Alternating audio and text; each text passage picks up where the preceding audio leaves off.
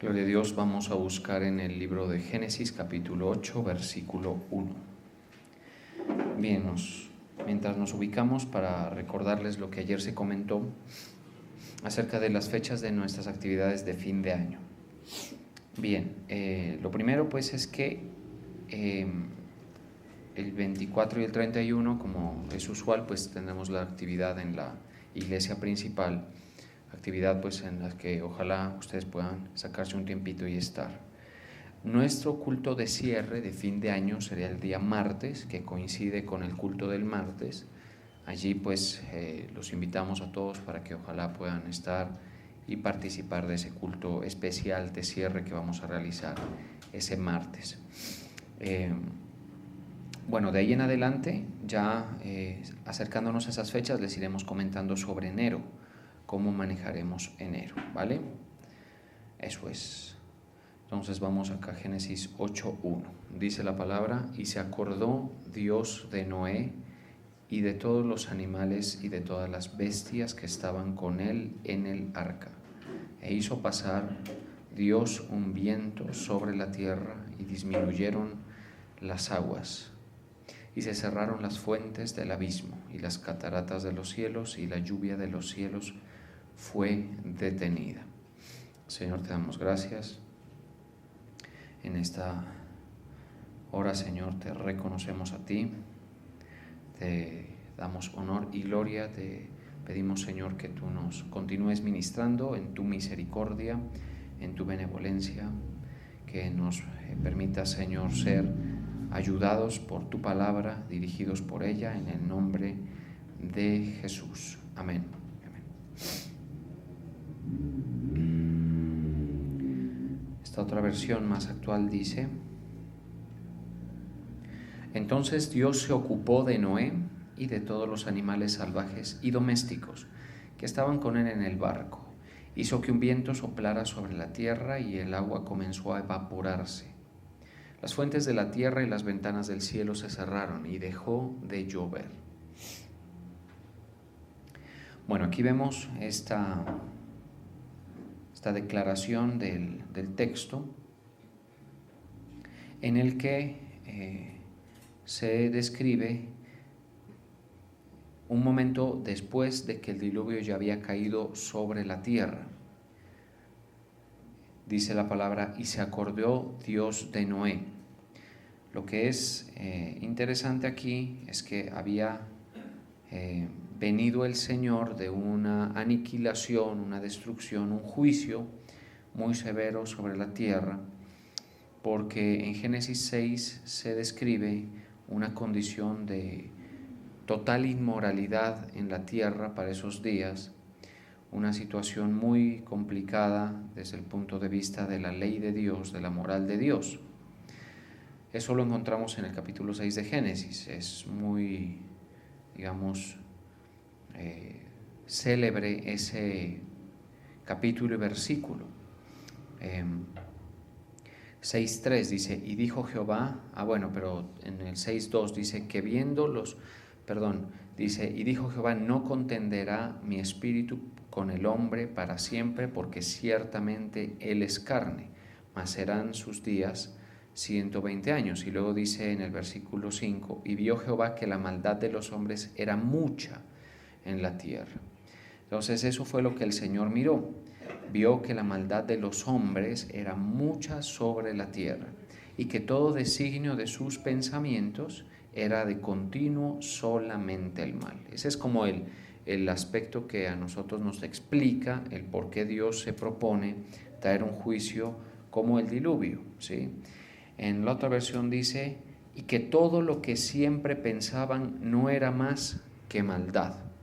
Entonces vemos una condición moral del ser humano muy deteriorada, vemos una condición espiritual también completamente, anulada. Su conciencia, no les reprendía, porque nosotros tenemos algo que es conciencia y eso nos orienta en algún sentido, ¿no? De lo que se debe o no se debe hacer. Bueno, en fin, en esos tiempos estaba muy, muy mal la cosa. a tal punto de que en el pensamiento de ellos era de continuo solamente el mal. Entonces, en razón de eso es que el Señor envía ese juicio, un juicio que está, digamos, dentro de la historia universal, porque esta parte del libro de Génesis, aunque se han tardado un poco, los geólogos y los arqueólogos ya se han encontrado evidencias de este juicio universal. ¿Sí? Por ejemplo, el arca se ubica en una zona en los que llaman los montes de Ararat, según la escritura. Se ha encontrado su huella química, su huella biológica en esa región. También las culturas que se formaron después de esto en la región circundante, después de los hijos de Noé, también tienen en su literatura extra bíblica, digámoslo así, referencias a un juicio por agua muy grande, ¿sí? Y dibujos y expresiones artísticas en relación con eso. Entonces digamos que es un tema que está ahí como declarando que eso pasó, algo muy parecido a lo de Sodoma, ¿no? Lo de Sodoma también es algo muy interesante porque también hay una composición muy curiosa de azufre y tierra y arena en las regiones de la llanura del Jordán, básicamente, donde se asentaron esas 4 ciudades, ¿sí? ¿Es importante? Sí, me parece importante, porque uno pues tiene que ver el comportamiento del Señor en esos hechos de la historia universal, ¿sí? El Señor anunció un juicio severo sobre Sodoma y sobre Gomorra, Adma y Seboim, y mire que ese juicio vino y cambió los equilibrios naturales de la región donde se desplegó ese juicio, a tal punto que hoy ahí en ese lugar no crece absolutamente nada, está completamente estéril, y es por la composición que dejó ese gran fuego, ese azufre que el Señor envió, ¿sí? Es muy similar a lo del diluvio. El diluvio es algo que, pues, si usted se pone muy juicioso a estudiar, va a encontrar que las culturas primitivas, es decir, las primitivas entendemos como ese segundo comienzo, ¿no? Las que se formaron de los linajes de los hijos de Noé, Sem, Cam y Jafet, hablaban de un juicio por agua en su historia pasada, ¿sí? Haciendo referencia a eso. Entonces todo eso es importante, porque nosotros pues no debemos olvidar que la Escritura es un libro confiable, un libro en el que podemos nosotros estar tranquilos respecto de lo que nos reporta está demostrado en diferentes aspectos. Si hablamos, por ejemplo, de la geología, lo podemos encontrar. Si hablamos de historia, también. Si hablamos, por ejemplo, de arqueología, también. ¿Sí? En todos esos aspectos que son de los más importantes, pues, ¿no? Hay otras cosas que también pueden considerarse. Pero entonces es confiable, y con eso nosotros nos damos una idea de con qué Dios es que estamos tratando. No hace falta que se los recomiende, está ahí en redes, en YouTube, todo lo que tiene que ver con el descubrimiento del hallazgo del arca de Noé. En las montañas aquellas donde se comenta que reposa, digamos, esas ruinas, están aspectos muy curiosos. Por ejemplo, un socavón de exactamente la medida como la Biblia describe ese gran barco que Dios le mandó a hacer a Noé, ¿sí? También se habla, por ejemplo, como se trata de materia orgánica, la madera, se habla de una especial composición de esa tierra donde quedó el arca de Noé. Interesantísimo.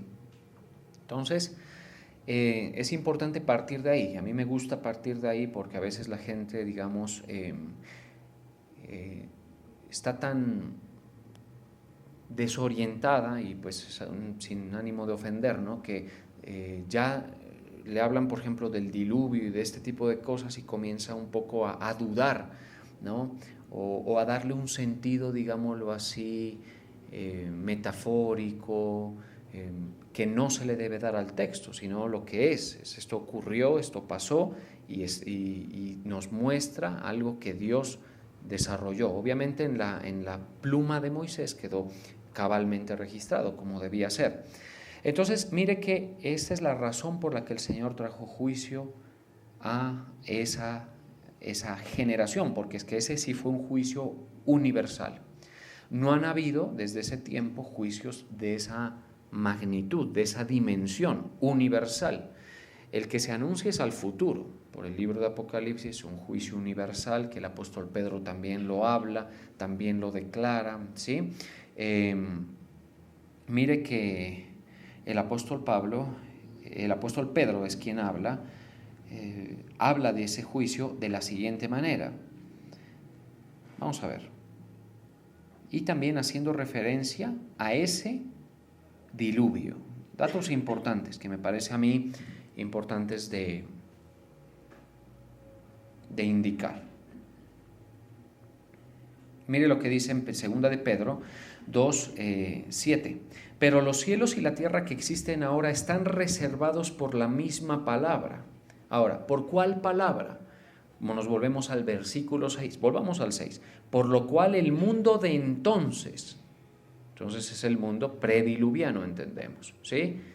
Es el apóstol Pedro el que está hablando. Recordemos que el apóstol Pedro era un judío que tenía algún conocimiento de todo este tema de la historia, de los juicios de Dios. Por lo cual el mundo de entonces pereció anegado en agua. Está refiriéndose a eso que leímos en Génesis 8, Génesis 6, 7 y 8, ¿sí? Pero los cielos y la tierra que existen ahora, que tienen unas diferencias tremendas, sobre eso ya hablamos en algún momento, están reservados por la misma palabra. ¿Cuál palabra? La palabra de Dios, un designio de Él, una autodeterminación de Dios de traer a juicio al hombre en sus comportamientos, en su maldad. Dice, reservados por la misma palabra, guardados para el fuego en el día del juicio y de la perdición de los hombres impíos. Si yo cuando leo Génesis 8, digamos, no veo la seriedad del asunto, y respecto de eso, pues les sugiero hacer sus averiguaciones sobre el diluvio. Es algo que está ahí, ¿sí? En la historia, geología, arqueología, todo lo que les he comentado. En ese sentido, ¿qué puedo indicar yo? Dice que si yo leo eso y no lo tomo en serio, yo voy a leer esto y no lo voy a tomar en serio, ¿sí? Pero aquí dice, pero los cielos y la tierra que existen ahora, ¿sí? Por eso es que el Señor nos dice que el cielo y tierra pasarán, y por eso es que nosotros nos guía el Espíritu Santo a vivir una vida no considerando esto temporal, esto que vemos como algo tan firme, ¿sí? Como algo tan duradero, como algo tan determinante, ¿sí? ¿Para qué? Para yo asumir una posición de vida, una dirección, un estilo incluso hasta de vida. Pero los cielos y la tierra que existen ahora están reservados por la misma palabra, la palabra es de Dios, guardados en este caso ya no para el agua, sino para el fuego, en el día del juicio y de la perdición de los hombres impíos. ¿Sí? Ahora, mire este detalle interesante. Versículo 3 del capítulo 3 de segunda de Pedro dice, sabiendo primero esto, que en los postreros días vendrán burladores andando según sus propias concupiscencias y diciendo, ¿dónde está la promesa de su advenimiento? El juicio que habla de por fuego se entiende que ocurrirá también en la venida del Señor. Porque desde el día en que los padres durmieron, todas las cosas permanecen así como desde el principio de la creación. Eso es una falsedad. No permanecen tal cual como desde el principio de la creación. De hecho, el mundo prediluviano era bastante diferente en todos los sentidos. Se habla de un solo continente, de unos pisos térmicos mucho más moderados, digámoslo así.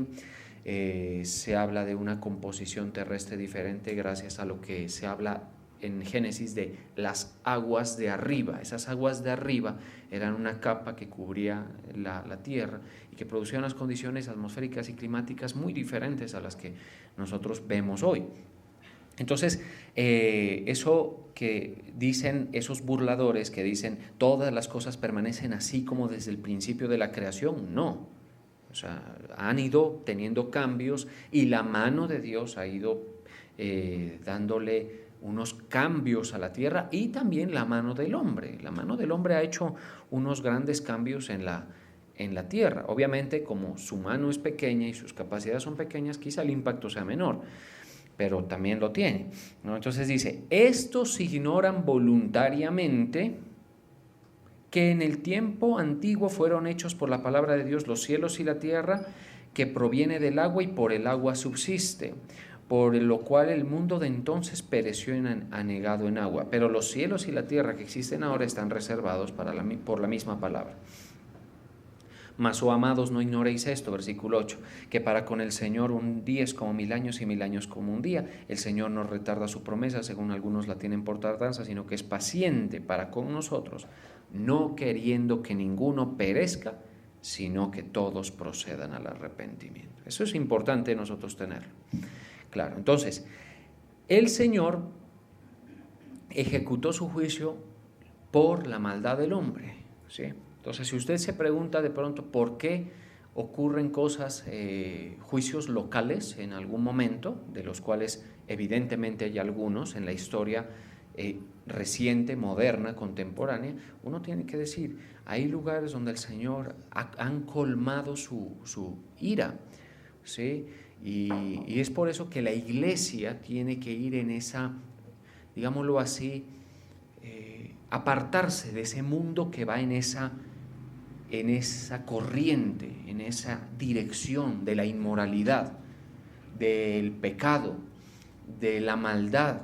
La iglesia, los que somos creyentes en Cristo Jesús, salvos por su gracia, salvos por su llamado celestial, nosotros debemos entender eso, es decir, nosotros no podemos ir con la masa en el mismo comportamiento, en la misma dirección, en la misma corriente. Si eso ocurre, pues imagínense lo deficiente del asunto, ¿sí? Nosotros nos apartamos, ¿sí?, de eso, del movimiento, de la dirección que lleva el mundo. Nos apartamos. Algo muy significativo cuando vemos las festividades de la gente llenas de disolución, de inmoralidad, el estilo de vida de todos los días de la gente, marcado por sus pecados, por sus concupiscencias, por sus deseos, como decíamos ayer, que cometen con avidez toda clase de impureza, ¿no? Uno se aparta, el Señor lo guía a eso, a apartarse de esa corriente que lleva el mundo. No es que uno deje de funcionar socialmente, pero uno se aparta y forma, digamos, una brecha entre la dirección que lleva el mundo y la dirección que llevamos nosotros. Eso significa costumbres y muchas otras cosas. Entonces, eso es precisamente lo que nos enseña estas historias en paralelo, digámoslo así, lo que comenta el apóstol Pedro del diluvio y lo que se encuentra registrado precisamente del diluvio en Génesis. Entonces, ahí es donde el Señor envía su juicio y destruye por agua a esa generación de Noé, ¿sí? Ahora, vamos a ver lo siguiente. En el 8, después de que ya había caído el diluvio, todo esto, porque hacia el final del 7, capítulo 7, versículo 23, leamos allí, dice, así fue destruido todo ser que vivía sobre la faz de la tierra, desde el hombre hasta la bestia, los reptiles y las aves del cielo, y fueron raídos de la tierra, y quedó solamente Noé y los que estaban con él en el arca, que son su esposa y sus hijos y las esposas de sus hijos, ¿sí? Y los animales. Esa arca, imagínense el plan de Dios tan especial, ¿no? Proyectar ese barco para salvar a estas personas. Dice, solamente quedó Noé y los que estaban con él en el arca, y prevalecieron las aguas sobre la tierra 150 días. Y es después de eso que dice la palabra, y se acordó Dios de Noé. Dice la Biblia que 150 días prevalecieron las aguas, es decir, que estuvo un largo tiempo cubierto. La lluvia en sí y la inundación se provocó en 40 días, pero las aguas prevalecieron 150 días. Eso es que hablamos, la mitad de un año prácticamente, ¿sí? O sea, es una temporada larga, ¿sí? Y dice que prevalecieron las aguas 150 días. Todo ese tiempo ya ejecutado el juicio de Dios y que la ira de Dios, digamos, se derramó sobre la tierra, esta vez en forma de agua, en todo ese tiempo Noé estuvo con su familia y con los animales en el arca. Pero llama la atención lo que dice en el 8, y se acordó Dios de Noé. ¿Sí? ¿Por qué? Porque ahí vemos el carácter de Dios, es decir, Dios no destruyó por impulso, porque es, digamos, fácilmente irritable Dios, no, es generaciones de práctica de maldad, generaciones y generaciones. Y el Señor en su mente tiene todo, es decir, tiene al impío y tiene al justo en su mente. ¿Sí? Por eso me gusta mucho cómo lo traduce la palabra de Dios para todos, eso de se acordó, porque uno dice, no, pues si se acordó fue que se olvidó como nosotros, ¿no? Pero ese no es el sentido que realmente tiene el texto original y tal vez la palabra de Dios para todos lo traduce de una forma muy interesante, dice, entonces Dios se ocupó. Mire, siempre vamos a ver eso. ¿Qué cosa? Que Dios se ocupa. Se ocupó juzgando, se ocupó salvando. Se ocupó protegiendo, se ocupó destruyendo también. ¿Sí? Ocuparse en ese sentido es ponerse al frente de algo que es de Él, el mundo es de Él. Por eso dice que de Jehová es la tierra y su plenitud, el mundo y los que en él habitan, dice un salmo. ¿Sí? Mire lo que dice. A eso se nos olvida, ¿sí? Que el Señor de Jehová es el mundo y su plenitud. De Jehová es la tierra. David es quien lo dice. Por eso esas revelaciones davídicas son interesantísimas, porque hacen que nosotros adquiramos una perspectiva de quién es el Señor. ¿Sí? Dice en el Salmo 24, de Jehová es la tierra y su plenitud, el mundo y los que en él habitan, porque él la fundó sobre los mares y la firmó sobre los ríos. ¿Quién subirá al monte de Jehová y quién estará en su lugar santo? Obviamente este es el lugar de su morada, los cielos, el reino de los cielos, el limpio de manos. A ver, les pregunto entonces, esta es una buena forma de entrarle al tema que tiene que ver con la predicación del Evangelio. ¿Quién subirá al monte de Jehová? Sí. ¿Quién estará en su lugar santo? Dice el rey David en su pregunta, mientras el Señor inspira y le guía para escribir esto. El limpio de manos y puro de corazón. O sea, yo no. ¿Estamos de acuerdo? Y usted tiene que pasar por la idea de, puchas, el limpio de manos y puro de corazón. Yo tampoco, tiene que decir usted. Si es honesto, ¿estamos de acuerdo? Porque no somos limpios de manos. Nuestras manos en algún momento, o pudo ser esta mañana, ayer, no sé cuándo, o ha hecho algo que mancha las manos, las mancha, algunos de unas formas terribles, robando, ¿sí? Falsificando una firma, qué sé yo, señalando, juzgando, porque las manos representan la acción, entonces en ese sentido también la boca se incluye dentro de ese análisis y todo lo demás, ¿sí? Y luego dice el puro de corazón, el que no ha elevado su alma a cosas vanas ni ha jurado con engaño, él recibirá bendición de Jehová y justicia del Dios de salvación. Entonces ahí vemos que se refiere a una condición que nadie ha tenido, porque si yo analizo por ejemplo a David, que es de lo mejor que hay, pues no es limpio de corazón. José no es limpio de corazón, puro de corazón ni limpio de manos. De ahí menos, pues de ahí para abajo mucho menos. ¿Sí? Entonces nos queda una persona en quien pensar, es Cristo. Cristo sí fue limpio de manos y puro de corazón, y esa inocencia que tuvo frente a la ley de Dios es la que hace que su sangre hoy nos imparta justicia, nos participe la justicia de Cristo. Es maravilloso, pero lo cierto es que aquí dice, ¿de quién es la tierra? ¿De quién es la tierra? Dice, de Jehová es la tierra y su plenitud, el mundo y los que en él habitan. ¿Qué significa eso? Él se va a ocupar de algunas cosas en su momento. Usted no se preocupe porque a veces uno dice, pero se demora en llegar mucho. Por ejemplo, miren nada más lo que pasa con Venezuela, ¿no? A veces yo digo, que caiga rápido, ojalá. Ya va siendo hora, ¿cuántos años, no? ¿Cuántos años de represión, de dictadura, de situaciones muy duras para el pueblo venezolano y para todo este continente que ha tenido que sentir en alguna forma toda esa situación, ¿sí? Y el Señor se demora, se va a ocupar, ¿sí? A veces uno lo ve demasiado cerca con eso del asedio norteamericano allí, uno lo ve demasiado cerca. ¿Puede Dios usar el Gerald Ford, como dicen, ¿no? Los aviones, los Marines, todo eso puede usar Dios, ¿sí? Puede usar. Recordemos que de Asiria decía que Asiria, el rey de Asiria, era como un bastón en la mano de Jehová, con el cual reprendía a las naciones, con el cual golpeaba a las naciones.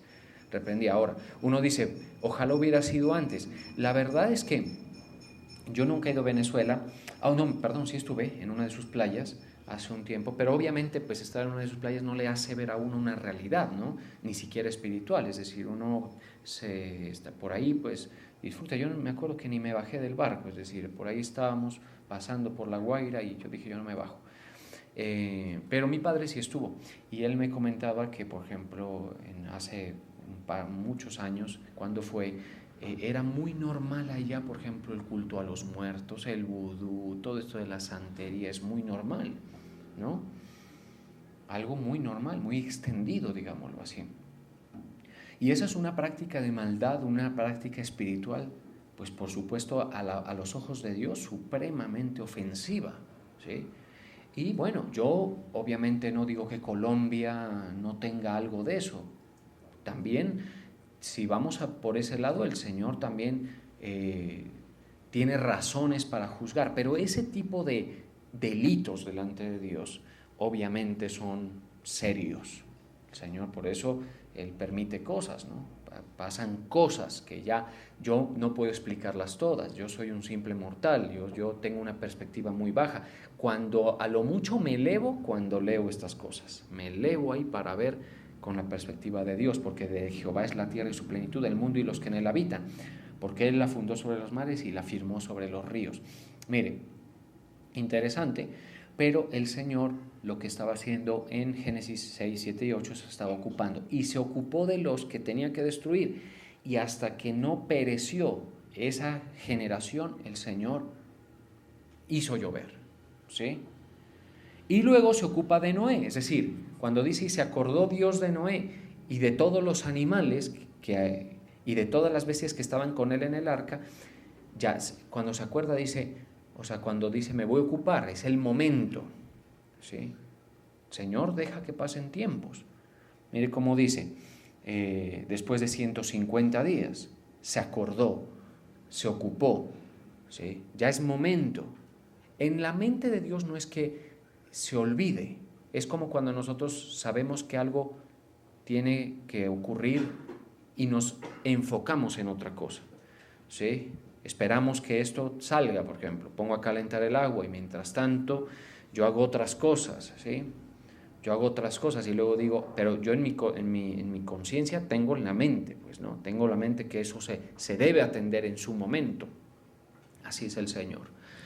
Por eso para nosotros es supremamente alentador. El Señor se acuerda de cada una de las personas que está en la fe, porque el justo por la fe vivirá, ¿estamos de acuerdo? Que está en la verdad, que está humillado, que está en ese arca, que está en ese propósito de Dios. Él se acuerda, la gente que está en ese país, y también en su mente está el impío y está el justo, en ambos está, y de ambos se va a ocupar el Señor. Por eso es que para nosotros es una promesa, ¿qué puedo decir yo?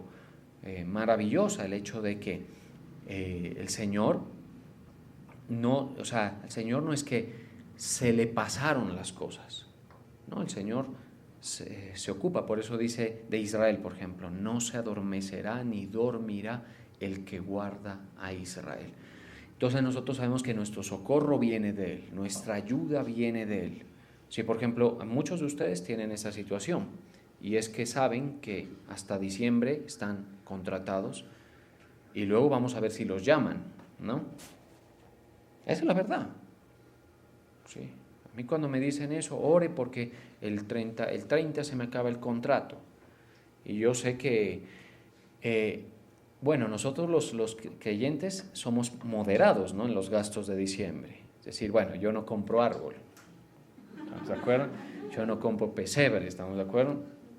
Yo no gasto mi plata en lucecitas, ¿sí? Y tampoco gasto plata en novenas, y tampoco gasto plata, no, hombre, sí hay que comprarse su ropa, pero si es, digamos, no porque sea diciembre, ¿no?, sino por noviembre, que es Black Friday, ¿no? ¿Sí me entiendes?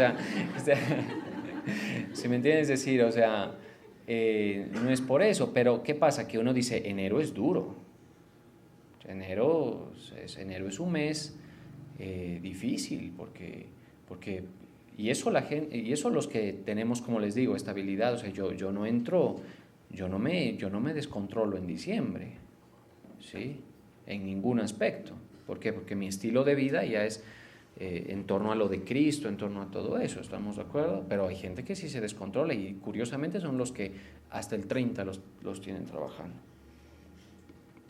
¿sí? Y claro, empiezan enero y comienzan a sentir que se endeudaron, que se exageraron, si tomaron cuánta plata no se va en eso, pues eso es una fuga la tenaz, ¿sí? Nosotros, a pesar de que sabemos que los meses que vienen son duros y todo lo demás, nosotros sabemos que nuestro socorro viene del Señor, que si creemos y que hemos vivido humillados delante de Él, porque no se trata uno no le ha dado a Él nada que realmente merezca un premio, realmente no, pero uno se humilla delante de Él, uno dice, Señor, te entrego el próximo año, que no me falte, sobre todo cuando hay boquitas que se abren para pedirle a uno, ¿estamos de acuerdo? Uno dice, Señor, que yo tenga para poderles dar, que yo tenga para poder pagar, qué sé yo, las pensiones del colegio, que yo pueda tener lo necesario, ¿sí? Bueno, la gente, pues, hermano, usted sabe cómo son, es decir, no se conocen, es decir, se pierden, así hay muchos, no todos, pero sí hay muchos, ¿estamos de acuerdo? Entonces, el Señor se acuerda, ¿sí? Por allá dice, por ejemplo, a usted le dio algo, el Señor a mí me da algo, y dice, con eso basta el 30, por ejemplo, supóngase.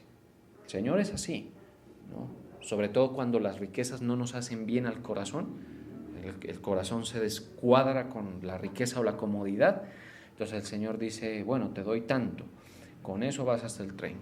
Por allá el 30 se acuerda el Señor, ¿sí?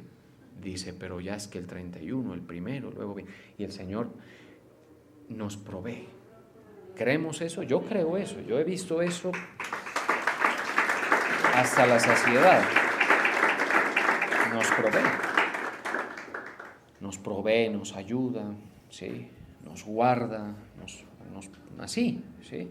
Y uno dice, ¿me merezco eso yo? No, ¿sí? Pero la fe que el Señor también ha puesto en marcha en nosotros, digámoslo así, nos hace vivir en esa relación, en la verdad.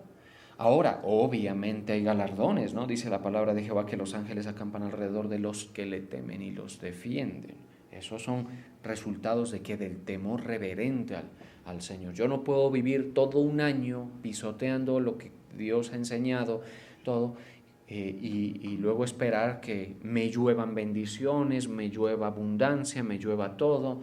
No, nosotros sabemos que las cosas vienen de mano de Jehová, por eso nosotros, no sé, pues yo sé que de pronto aquí puede ser que no, porque la mayoría de gente ya tiene su tiempo oyéndome, pero aquí no, ni comemos las uvas. ¿Cuándo es que es eso? El 31, ¿no? Ni salimos a dar una vuelta con maleta para viajar el próximo año, nada de eso. Nuestra fe está puesta en la verdad, en el Señor Jesucristo, en Dios el Padre y en el Espíritu Santo. Tenemos que humillarnos delante de su palabra. Esto es un recordatorio de que Él tiene que ocuparse de las cosas. Uno no le va a poner a Él agenda. Esta es mi agenda. No, Señor. Es decir, yo me ocupo. Más bien tú, humíllate, ponte a funcionar y yo me ocupo de ti. Me acuerdo de ti en el momento. Por ejemplo, ahora nada más cantábamos ese Salmo 20 que dice: haga memoria de tus ofrendas. Jehová te oiga en el día del conflicto. Acuérdate. Las personas que se olvidan de la ley de Jehová tienen una sentencia durísima, ¿sí?, de parte de Él.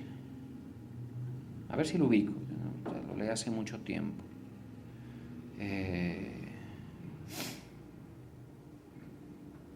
Que si por cuanto te has olvidado de mi ley, yo me olvidaré de tus hijos, dice, básicamente. Si alguien lo encuentra antes que yo, olvidaré de tus hijos. Eso a mí me parece escalofriante eso, porque uno, digamos, se los encarga al Señor, ¿no? Por cuanto te has olvidado de la ley de Jehová tu Dios, yo me olvidaré de tus hijos. Gracias, Gina. ¿Cuál? Oseas 4. Mi pueblo fue destruido porque le faltó conocimiento. Por cuanto desechaste el conocimiento, yo te echaré del sacerdocio. Y porque olvidaste la ley de tu Dios, yo me olvidaré de tus hijos. Pues es escalofriante. Ahora, si analizamos la sociedad en la que vivimos, es una sociedad que la ley de Dios la tienen, mejor dicho, ni la conocen. Ya luego veremos si de pronto se saben los 10 mandamientos, medianamente, ¿sí? Pero la ley de Dios que rige el comportamiento humano está olvidada, ¿sí? Por ejemplo, les digo, es que no todos los mandamientos son de carácter moral. Hay unos mandamientos del orden de, por ejemplo, esto de guardar el sábado. El sábado tenía que ver con esa recordación, con esa vinculación con el Señor. Es decir, si yo guardo el sábado es porque el Señor lo guardó. Es decir, algunos mandamientos no son solamente legales, sino relacionales, ese tipo, por ejemplo. Ahora, nosotros no guardamos el sábado porque estamos en un pacto diferente, pero nosotros nos congregamos, por ejemplo. Eso tiene algo que ver, ¿estamos de acuerdo? Es mi afecto, es mi corazón, es mi búsqueda por lo que el Señor ha hecho, por lo que el Señor me ha revelado. Del corazón del hombre no puede salir nada bueno, pero cuando él se comienza a recibir lo bueno de Dios, ya comienza a esperar que haya un fruto sobre eso. Entonces, por ejemplo, la gente, ¿no? Los judíos tampoco, ¿sí? El mundo no guarda ni los legales, ni los morales, ni los relacionales en cuanto a la ley de Dios. Nada de eso. Nada de eso. Completamente desconectados. La alabanza no se la dan al Señor, ¿sí? No hay alabanza en sus bocas. En la sociedad donde vivimos es así, ¿sí? Sin embargo, Dios hace salir su sol sobre malos y buenos y hace llover sobre justos e injustos. Pero eso es una gracia general, ¿sí? Alguien me decía que sentía que tenía el grifo abierto y me decía que sí estaba bien pensar que el Señor, pues a él le había abierto y a otros les tenía cerrado. Pues sí, así es. A veces hay gente así, cerrado, que el Dios que se acuerda no les abre el grifo. ¿Por qué será, no? Yo digo, ¿por qué será? Si Dios es más justo que todos nosotros. Dios no tiene no es desmemoriado como algunos de nosotros, que nosotros sí en realidad nos olvidamos. Tengo que hacer esto, dejé prendida la olla, o cualquier cosa. Pero el Señor no. Y aún así el Señor, hay gente que la tiene en una escasez, en unas condiciones terribles, ¿sí? Por sus propias obras, por supuesto que es así, por sus propias obras. Sí, hay unos juicios específicos. Por eso es que sirve conocer a Dios. Cuando uno va conociendo al Señor en la Escritura, uno sabe a veces la explicación de la escasez, por ejemplo. La explicación, porque es no es para todos, ni siquiera para todos los impíos. Es decir, no todos los impíos están escasos. Pero es muy raro que un justo esté escaso. Por eso David decía, joven fui y he envejecido y no he visto justo desamparado, ni su descendencia, ¿qué? Mendigue pan. Algo muy diferente a lo de Oseas, es decir, es cuando, mire, cuando usted y yo desechamos la voz de Dios, desechamos su conocimiento, lo que dice Oseas 4:5, 4:6, ¿sí? Abrimos la puerta a la destrucción, abrimos la puerta al juicio de Dios, desechamos, ahí estamos poniéndonos en una posición en la que el Señor no es que se olvide de usted, no, sí, pero sabe qué actitud está teniendo, ¿sí? ¿Qué actitud está teniendo? Luego entonces, que no nadie se extrañe de las cosas, no, con el Señor es buscándole, ¿no? Como dice aquí, es decir, adquirir el conocimiento, seguir su palabra, seguir la ley. En este caso, para nosotros la ley de Jehová se convierte en una delicia, aún sabiendo que nosotros no podemos darle la talla. Uno es como que la ley de Jehová es lo que debería ser, así deberían ser hechas las cosas, ¿no? La ley de Jehová en mi vida, conocer.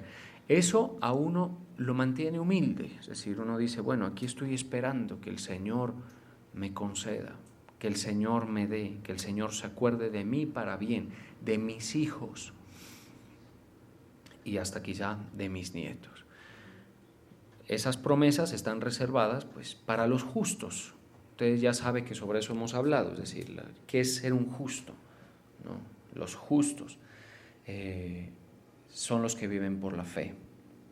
El justo Noé, porque Noé es justo, evidentemente, dice que se acordó Dios de Noé y de todos los animales, de todas las bestias que estaban con él en el arca, e hizo pasar Dios un viento sobre la tierra. Ahí comenzaron a disminuir las aguas, después de 150 días, y se cerraron las fuentes del abismo. Cerró las fuentes del abismo, como dice. Entendemos que el mar tiene unas aperturas y sale más agua, ¿no? Y las cataratas de los cielos, y la lluvia de los cielos fue detenida, y las aguas decrecían gradualmente de sobre la tierra, y se retiraron las aguas al cabo de 150 días.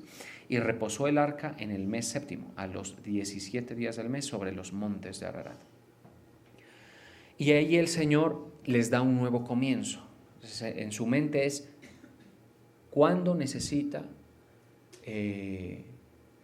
Yo le aseguro que hasta la provisión dentro del arca tuvo que haber tenido ese tiempo considerado por Dios. ¿Cuándo se les va a acabar la despensa? ¿Sí? ¿Cuándo se les va a acabar? A mí, por ejemplo, yo digo, ¿cuándo se me va a acabar? Y el Señor es como que me pone la siguiente provisión. Así es. Muchos de ustedes tienen que, digamos, yo les recomendaría, ¿no? Vivir en esa fe pionera que explora estos niveles de provisión, de bendición. ¿Sí? ¿Eso cómo se hace? Con lo que vimos en el devocional. Así. Estando en la voluntad de Dios, para resumírselos. Así. ¿Sí? Usted comienza a explorar eso y usted entiende la necesidad de buscar al Señor por todo, ¿sí? Y ve y comprueba lo que la Biblia dice, que el Señor es fiel, ¿sí? Cuando se va a acabar la harina, por ejemplo, a esa viuda de Sarepta pensó, dijo, aquí tengo a Elías, ya está también en escasez, y aquí está la viuda, vamos a unir estas dos situaciones y les resolvemos el tema a los dos. El Señor es grande, mis hermanos. Y nosotros estamos en el arca contemporánea. Esa arca se llama Cristo Jesús. ¿Estamos de acuerdo? Si alguno está en Cristo, nueva criatura es. Estamos en Cristo, nosotros somos salvos. El Señor, cuando piensa en nosotros por haber creído en Jesús, nosotros, piensa en su Hijo. Piensa en la justicia de su Hijo. Entonces, vivir desgraciado en esta dimensión, en este tiempo, sería algo que nos debe dar por lo menos para pensar y considerar qué es lo que pasa. Vamos a orar.